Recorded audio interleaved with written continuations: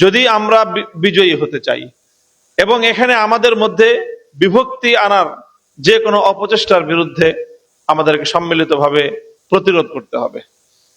আজকে ক্ষমতাসীন হয়ে বর্তমান সরকার, আমি মনে করি যে জুলাই বিপ্লবের ঐতিহ্যকে এবং এই ধারাকে দুর্বল করার সুপরিকল্পিত অনেক চেষ্টা তারা করছে।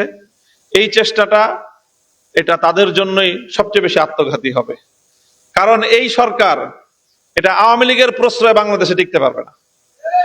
তাদেরকে যদি টিকতে হয় তাহলে শাপলা এবং জুলাই যোদ্ধাদের সহযোগিতা নিয়ে তাদেরকে টিকতে হবে। কাজী তুমি টিকবা না তুমি ধ্বংস হয়ে যাবা, সেই সিদ্ধান্ত তোমার হাতে। পরিষ্কার বার্তা। এখান থেকে আমি বাংলাদেশের রাজনীতির শত বৎসরের যে একটা মূল চরিত্র আমার কাছে স্পষ্ট, সকলের কাছে স্পষ্ট, ইতিহাসের যারা পাঠক তাদের কাছে সুস্পষ্ট, এবং আবার নতুন ভাবে 13 সাল থেকে 24 সাল পর্যন্ত সেটা বাংলাদেশের মাটিতে আবার নতুন ভাবে প্রমাণিত। সেটা হলো বাংলাদেশের দুইটা ধারা আছে। একটা ধারা নেতৃত্ব দেয় আওয়ামী লীগ। বাংলাদেশে আওয়ামী লীগের নেতৃত্বেও অনেক অভ্যুত্থান হয়েছে, অনেক বড় বড় বাংলাদেশে আন্দোলন হয়েছে। আর আওয়ামী লীগের বাইরে আরেকটা ধারা আছে, এর বিপরীত যেই ধারাটা। শাহবাগে যে জাগরণ হয়েছিল, শাহবাগে যে ব্যাপক যে একটা বড় ধরনের গ্যাদারিং এবং শাহবাগ কেন্দ্রিক সারা বাংলাদেশে একটা গণজাগরণ হয়েছিল, অস্বীকার করার উপায় নেই। শাহবাগের গণজাগরণটাই হলো আওয়ামী চরিত্রের, আর শাপলার গণজাগরণের চরিত্রটাই হলো জুলাই বিপ্লবের।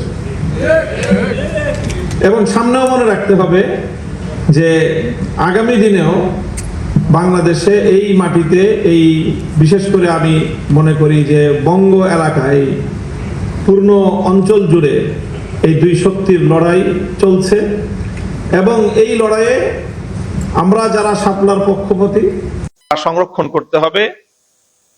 আগে শেখ হাসিনা লড়াই করত গণতন্ত্র বিরোধী শক্তিদের বিরুদ্ধে, মাঝে মাঝে লড়াই করত শেখ হাসিনা যে